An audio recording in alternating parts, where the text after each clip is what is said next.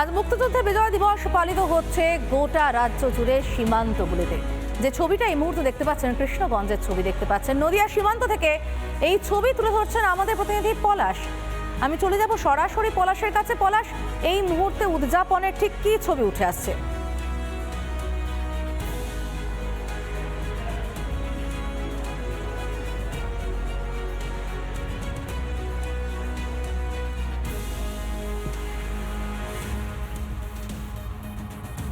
একদমই, দেখো আজকের দিনটা কিন্তু শুধু বাংলাদেশ নয়, ভারতের ক্ষেত্রেও ভীষণ তাৎপর্যপূর্ণ একটা দিন। তার কারণ আজ মুক্তি দিবস। দেখো এখানে আমি একটা ভিডিও জার্নালিস্টকে একটু দেখাতে বলবো। এখানে কিন্তু পরপর যে ভারতীয় যে সৈনিকরা ছিলেন তাদের কিন্তু একটা স্মৃতিস্তম্ভ রাখা হয়েছে। তার পাশাপাশি আমি ভিডিও জার্নালিস্টকে একটু দেখাতে বলবো, এখানে কুচকাওয়াজেরও ব্যবস্থা করা হয়েছে। একটুখানি মধ্যেই শুরু হবে কুচকাওয়াজ এবং যে স্যালামি, সেই স্যালামি।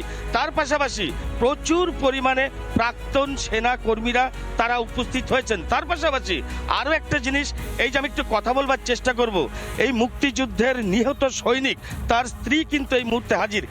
একবার একটুখানি জানবো সেই দিনগুলো কিরকম মনে পড়ে, আজকের দিনটা কতটা তাৎপর্যপূর্ণ। আমাকে ভালো লাগছে। আমি এদিকে খবর আছে বলে আমার মালুম নাই, ছিল না, এইবার মনে হয়েছে। এবছর তো বাংলাদেশ এই প্রোগ্রামটাকে কোনো রকম ভাবে পালন করছে না, অথচ আপনারা ভারতীয় সেটাকে সাড়ম্বরের সঙ্গে একটা উৎসব মুখরিত হয়ে পালন করছেন। এটাকে কিভাবে দেখছেন? ভালো লাগছে, ভালো লাগছে, ভালো লাগছে। আর তখনকার দিনে একটা কথা বলুন। আমার তো এই যুদ্ধ, এই সময় আমার পতি কোথায় গুজারছে ও তো আমার মালুম ছিল না। এদিকে কপুর আছে বলে আমার মালুম ছিল না। কালকেও মালুম হয়েছে, আজকেও মালুম হয়েছে। তিনি শোকাহত। আমি ঠিক তার পাশাপাশি আরেকটু দেখানোর চেষ্টা করব এই মুক্তিযুদ্ধের যিনি সরাসরি সৈনিক ছিলেন। অর্থাৎ নিঃসন্দেহে আজ এই ছবিটা দেখলে ভীষণ রকম ভাবে মনে পড়ে সেই 16ই ডিসেম্বরের কথাটা, যখন ভারতের সাহায্যে বাংলাদেশ দেশ হয়েছিল, যে যুদ্ধে সমান রকমভাবে মুক্তি বাহিনীর সঙ্গে সহায়তা করেছিল আমাদের দেশ।